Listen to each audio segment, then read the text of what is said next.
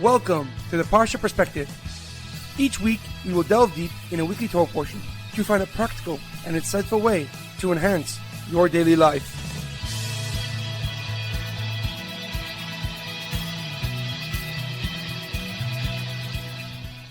Thank you for tuning in.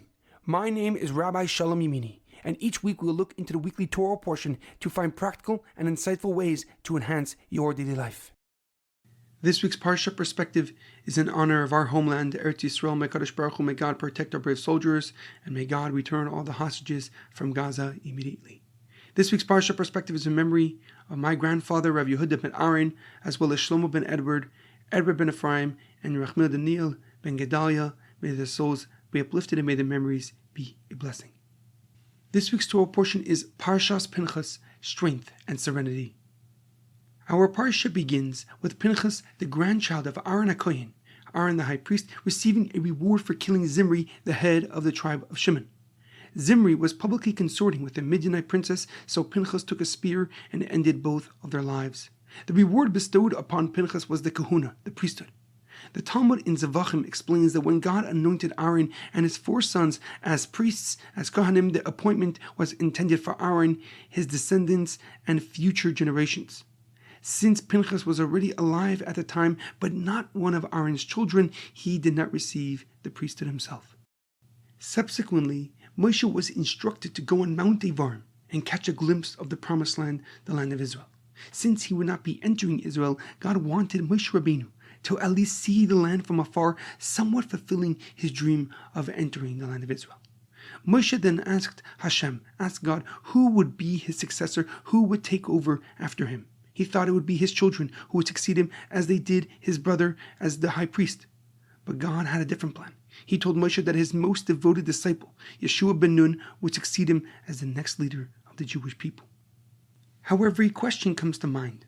When Moshe Rabbeinu asks God who will be his successor, who will take over him, he repeats the prerequisites. He mentions that the next leader must go out before them and come in before them.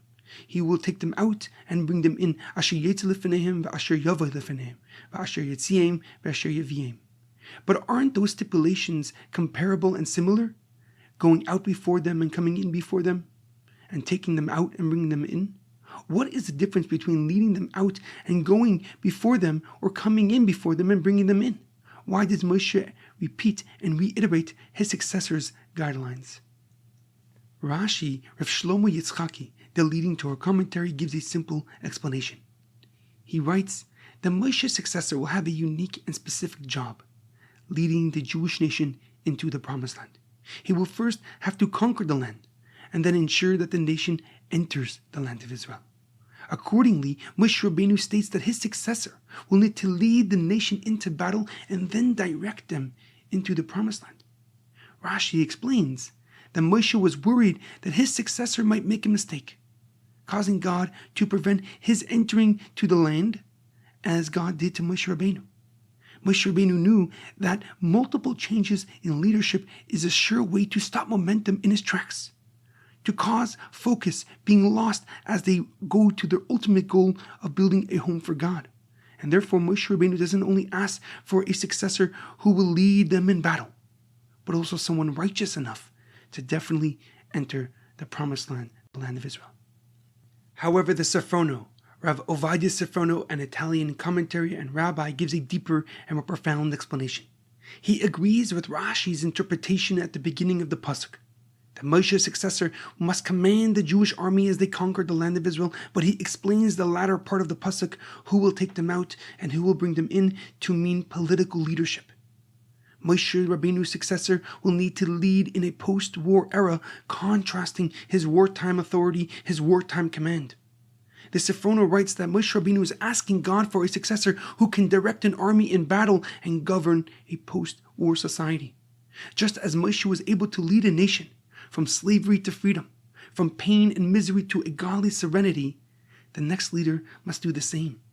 According to the Sifrono, Moshe Rabbeinu's successor must be capable of commanding an army, but also managing a peaceful and composed society.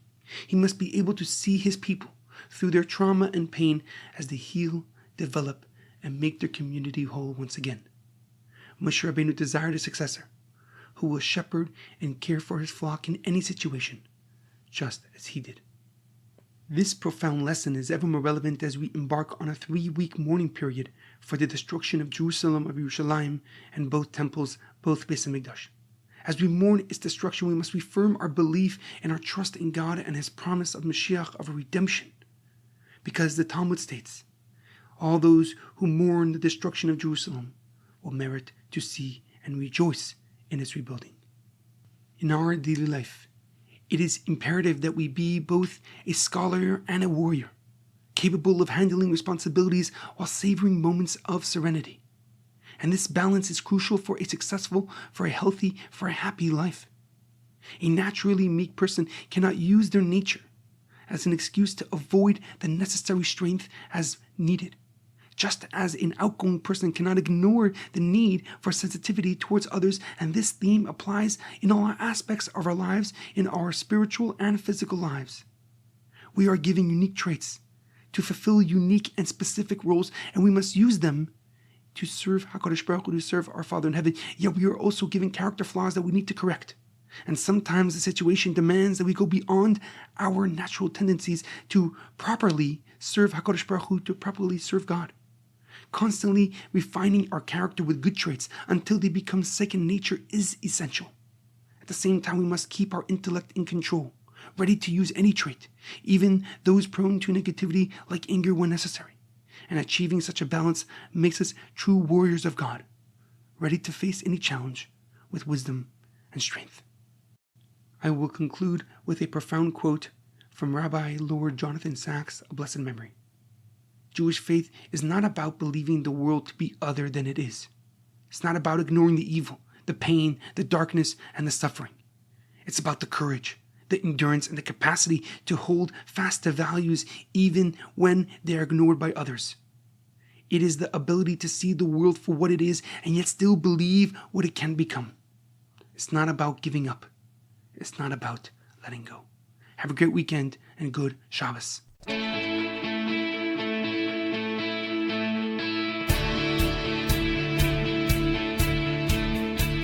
Thank you for tuning in to the Parsha Perspective.